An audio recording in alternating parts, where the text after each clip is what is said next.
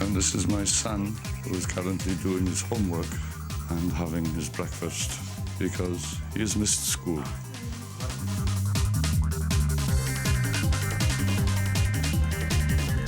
You see his bench there? That's where a DEA agent used to sit every morning to see which direction I drove to.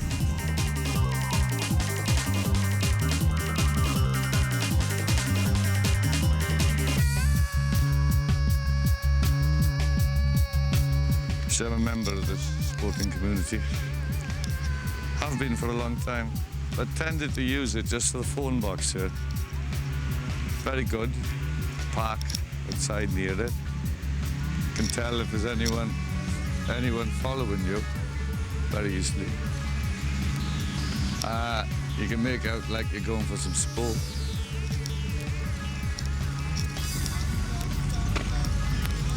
And this is it. This is the phone box I did all those multi-ton deals in the 80s from. Largely this one, not only this one. This is the main one. The only thing wrong with Spanish phone boxes is they don't have a number that you can be called back on. It's one huge disadvantage for the scammer, is not being able to give the number of your phone box to be called back. You want to leave as little trail as possible. Theoretically, any phone call you made can be recorded, logged, documented. When you're in a hotel, you essentially never make a call from your hotel room unless it's to legal, straight business connections or whatever one's front was. I used to make a habit of just ringing the US Embassy immediately from my hotel room, or at MI6. The best thing is to avoid phone calls, really. Once I had a friend of a friend actually, called Dave Fry, who would fly 500 miles just to get off the plane, go and tell you to f off and then fly back again. He simply wouldn't use phones and would fly rather than make a telephone call.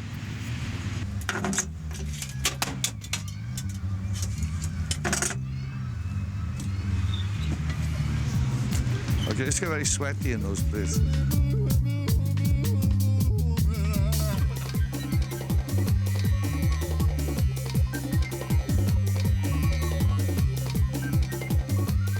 Terre is one of the most beautiful places on the island.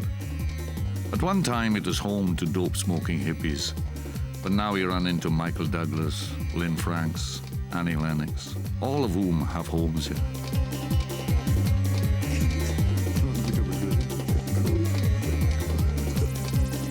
It's my daughter Golly. This is Tom, son of probably my first ever dope dealing partner. All these religions and God knows what. Because if you learn stuff, will you be at peace with it? Well, no, but you start doing weird things like taking acid and lying face down. That might be good fun. No, it is good for you. Yeah. I'm not recommending it, Well, in a sense, my relationship with my kids cannot be conventional because I was a fugitive for several years and in prison for several more. You can't emerge with a conventional relationship from that unless you're two extremely unconventional people. There are a lot of things about me that my children admire, and there are an awful lot of things about me that my children think are completely Their ability to talk to me very openly about drug experiences probably is not found in too many parent-children relationships. I try to ensure that they can come to me with any problem. So I'm sure they don't, even with dope and things, I'm sure that they got a few secrets about their dope taking too.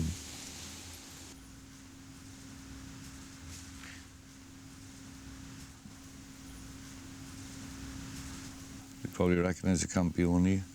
When I first arrived there, I was using the name Anthony Tunnicliffe. By the time I left, I was using the name Donald Nice. And there were a few in between. Oh, it's me. Hayes, I think. John Hayes. As me. I kept a nickname through all that, Albie. I mean, everyone knew me as Albie despite my change of identity. Friends did. Let's see if I can find those, the garden. I think that's the garden, isn't it? That's where I buried it, out there, I think.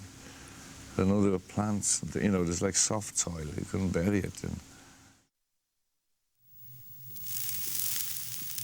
Obviously, for most smokers, smuggling means going over for a weekend in Amsterdam, getting about half an ounce and sneaking it up your ass and flying back with it or hiding it somewhere. Obviously, when you smuggle large quantities, it's a very, very different affair. 5 tons, well, say a ton, a 20-foot container would take about 5 tons of marijuana and take about 5 times as much hash. Until I bought in the Columbia into Scotland, I'd only dealt with large amounts of hash, up to about 4 or 5 tons. So that 4 or 5 tons of hash would get into about a quarter of that,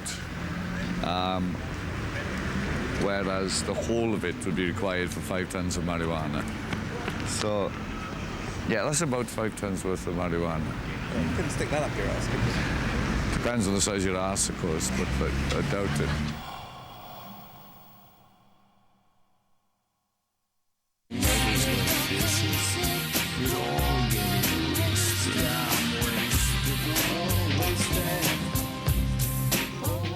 I've been performing for a while now, touring my one-man show across the country.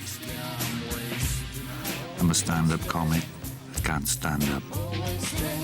Memories fall, make no sense at all. There's no one I recall, they just faces. The chronic hashish user eventually becomes hysterical and insane. Yes. There you go, Aaron. Organising. Chronic hashish users are known as hashishis. A term of reproach in our country, Egypt, meaning useless derelicts. Hashish is the principal cause of insanity occurring in Egypt. I know. In a sense, I suppose this show evolved from book readings I was doing for the publisher. I noticed that the book readings were evolving or devolving into a kind of question and answer thing. Yeah, Howard. Yeah. A question, simple question. Go ahead.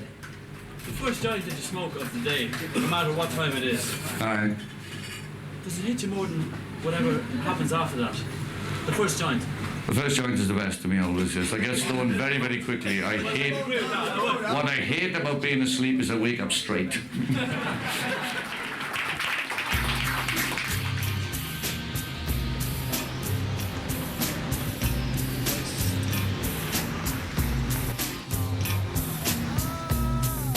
Until I performed for a month with the Edinburgh Festival, my main connection with Scotland had been landing 15 tons of Colombian weed on a remote stretch of coast.